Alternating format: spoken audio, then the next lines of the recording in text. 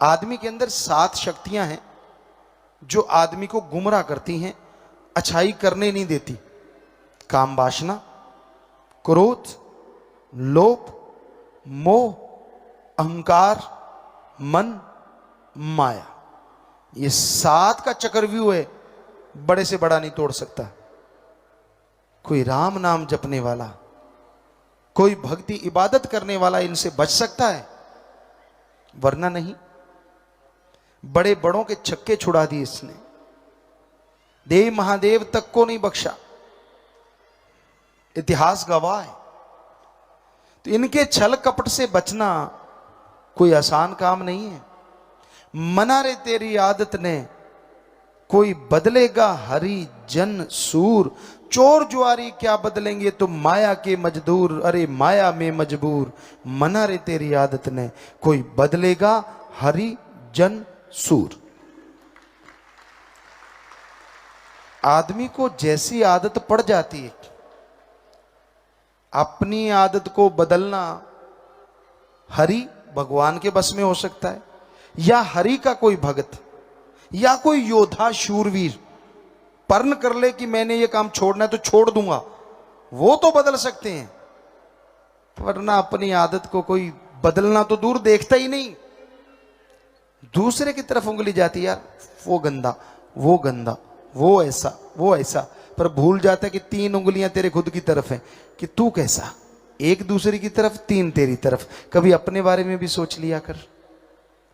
5 minute 24 घंटे में से कभी अपने लिए निकाला करो, एकांत में बैठा करो, फिर सोचा करो कौन सी गंदी आदतें आप में हैं और कौन सी अच्छी आदतें। यकीन मानिए वो 5 मिनट अगर आप सोचें और उसके बाद भक्ति करें तो आप अपनी गंदी आदतें छोड़ सकते हैं। पर आपके पास तो फुर्सत नहीं है। दूसरों की ऐब, दूसरों के गुनाह, दूसरों की गलतियां निकालने में आप माहिर हैं। खुद की बात आए तो तिल मिला जाते हैं। कोई यार दोस्त भी आपके अवगुण को बता दे तो आपकी गड़बड़ी हो जाती है।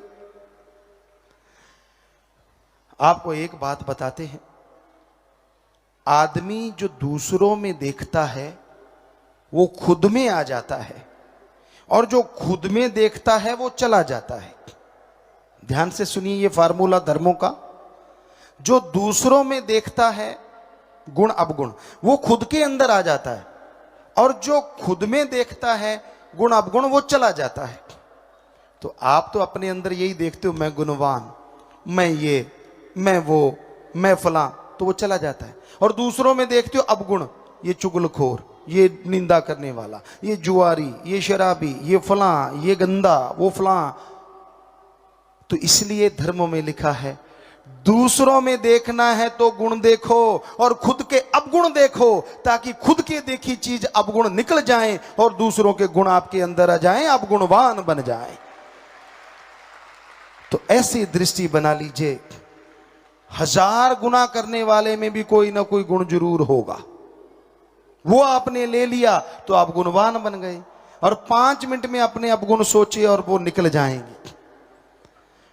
तो सोचा कीजिए, ऐसा करने से आप बहुत ही नेक इंसान बन सकते हैं। आपका व्यक्तित्व निखर सकता है। समाज में उन्हीं की इज्जत होती है जो गुणवान होते हैं। ईश्वर की दरगाह में उन्हें ही कृपा दृष्टि दया में रहमत मिलती है जो गुणवान नेक होते हैं। भगवान पैसे से नहीं मिलता, भगवान कपड़ों के रंग बदलने से नहीं मिलता,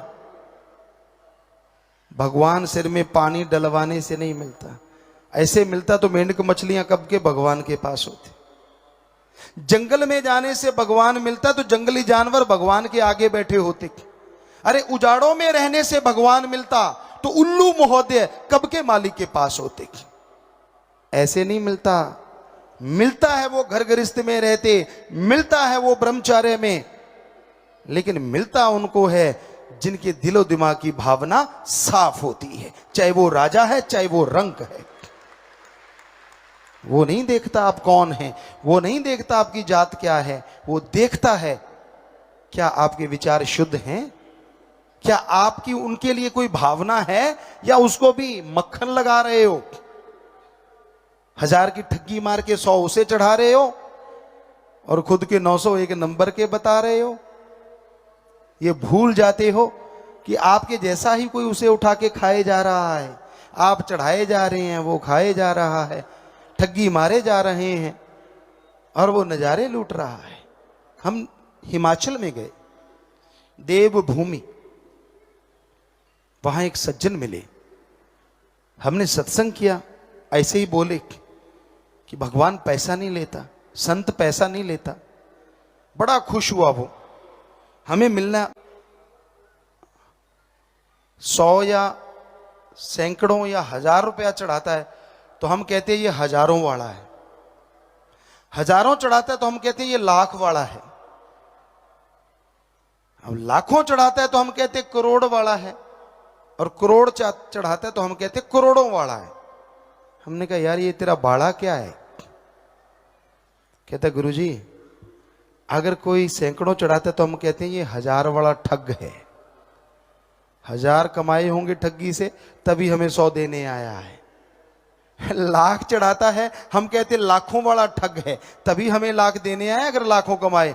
करोड़ चाहता है तो हम कहते हैं ये अरबों वाला ठग है जो हमें करोड़ देने आया है। सब जानते हैं, कोई यहां भूला नहीं। आप हैं क्या? क्यों भूल जाते हैं आप?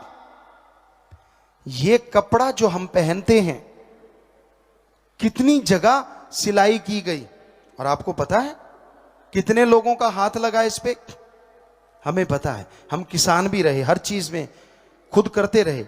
सबसे पहले धरती को संवारा जाता है, फिर उसको पानी दिया जाता है, खाद वगैरह गोबर का गांव में लोग डालते हैं वो डाला जाता है, फिर बीज बोया जाता है, फिर उस पे पौधा बनता, घास फूस निकाला जाता है, फिर पौधे पे फ्रूट वो फल आता है, फिर उस पे कपास आती है, फिर उसको चुना जाता है, फैक्ट्रियों में जाता है, बीज अलग रुई अलग, फिर धागा फैक्ट्री में जाता है, धागा बनता है, फिर कपड़ा फैक्ट्री में जाता है, डिजाइनर डिजाइन करते हैं, बहुत बड़ी मशीनें, कपड़ा बनाया जाता है, फिर बड़े शाहूकार लाते हैं, फिर कोई दुकानदार लाता है, फिर हम लाते हैं, फिर हम टेलर मास्टर को नाप देते हैं, फिर ये कपड़ा बनता है और हम पहनते हैं तो शरीर पे आता है। लाखों लोगों का हाथ लगा, फिर ये कपड़ा तैयार हुआ। और दूसरी तरफ भगवान ने हमारे ऊपर ऐसी चमड़ी चढ़ाई है, एक भी टंका दिखा दो अगर लगा हुआ है तो। और क्या फिटिंग है, गजब की फिटिंग है। इतना फ्लेक्सिबल है हमारा कपड़ा।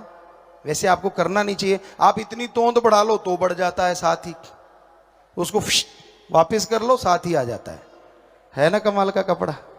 और आप बड़ा तो फट जाएगा, एक बार टाइट पहना और ये तोंद बढ़ाई आएगा ही नहीं, यहीं अटक जाएगा, इतना सही रह जाएगा। खींचो या तो चर्र हो जाएगा तो या फिर फर, है ना। ऐसा कपड़ा तो है ही नहीं ना कि जो ऐसे के भी आए और ऐसे के भी आए। और वो अल्लाह, वो वाहिगुरु, वो राम, वो गॉड सबके अंदर रहता है। उसे बाहर ढूंढने की जरूरत नहीं, कण कण में, जर्रे जर्रे में वो मौजूद है। हर जगह वो है, तो अलग जगह जाने की जरूरत नहीं।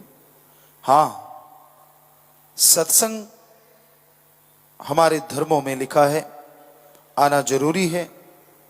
सच्चा सत्संग रूहानी कॉलेज, स्कूल है। यहां से उस परम पिता परमात्मा के बारे में ज्ञान मिलता है, अपने आत्म बल बढ़ाने की ताकत मिलती है, और उस आत्म बल के द्वारा इंसान भगवान को हासिल कर सकता है। इस घोर कलयुग में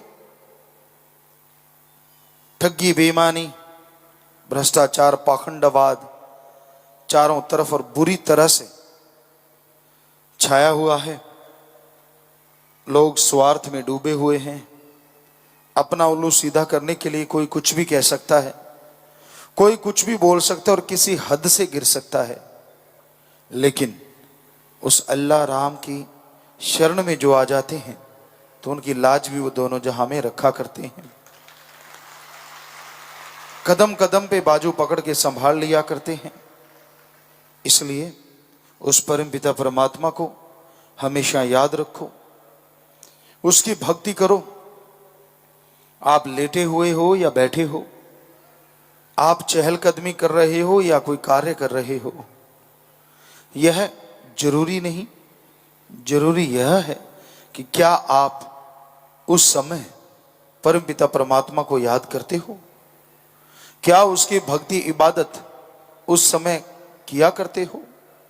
अगर करते हो तो यकीनन वो परमपिता परमात्मा आपको दया में रहमत के लायक बनाएगा और अंदर बाहर खुशियों से माला माल करता जाएगा। मालिक किसी के पैसे का, किसी भेष का भूखा नहीं। उसको पाने के लिए शरीर को कष्ट देने का कोई मतलब ही नहीं बनता। कहीं आप धूप में खड़े रहो, कहीं सिर पे पानी डलवाओ या आग के पास बैठो, ऐसा कहीं भी लिखा हुआ नहीं। उस मालिक को पाने के लिए उसकी तड़प, उसकी लगन बनाना जरूरी है, जो कि भक्ति से परहित परमार्थ से होती है। आप भक्ति करें, दीन दुखियों की मदद करें, यकीनन आपके अंदर तड़प लगन बन जाएगी, जिसके द्वारा आप परमपिता परमात्मा के दर्शन कर सकते हैं, उसकी दया में रहमत कृपा दृष्टि को पा सकते हैं। किसी ढोंग, किसी पाखंड में पड़ने की जरूरत नहीं। इसलिए ढोंग से, पाखंड से बाहर आओ, उस परमपिता परमात्मा का नाम जपो, उसकी भक्ति इबादत करो। उसकी भक्ति इबादत करने से, उसका नाम लेने से अंत्यकरण में वो शक्तियां अपने आप जाग उठती हैं जिनसे परमपिता परमात्मा के नजारे मिलते हैं। सो अपनी भावना को शुद्ध करो, और भावना को शुद्ध करने के लिए आप घर परिवार में रहते हुए, काम धंधा करते हुए, बिना कोई चढ़ावे के, बिना कोई दिखावे के गुरु मंत्र, नाम दीक्षा, कलमा, मेथड ऑफ मेडिटेशन का जाप करते रहो। यानी भगवान के वो शब्द जिनका जाप करने से आपके अंदर आत्म बल आएगा। भगवान के वह शब्द जो उसका नेम है, बाई नेम उसको बुलाओ तो वो जरूर सुनेगा और जरूर आपका साथ देगा, आपकी मदद करेगा। वो किसी भी चीज का भूखा नहीं। जरा सोचिए, जो मालिक हमें बना सकता है, हमारा ही बनाई चीजें उसके लिए क्या बड़ी चीज है। ਧੰਨ ਧੰਨ ਸਤਿਗੁਰੂ ਤੇਰਾ ਹੀ ਆਸਰਾ। ਗੁਰੂ ਜੀ ਦੀ ਪਿਆਰੀ ਸੰਗਤ ਨੂੰ ਨਿਵੇਦਨ ਕੀਤਾ ਜਾਂਦਾ ਹੈ ਕਿ ਹਰ ਰੋਜ਼ ਸਤਸੰਗ ਸੁਣਨ ਦੇ ਲਈ ਸਾਡੇ ਚੈਨਲ ਡੇਰਾ ਸੱਚਾ ਸੌਦਾ ਨੂੰ ਸਬਸਕ੍ਰਾਈਬ ਕਰ ਲੈਣਾ ਜੀ।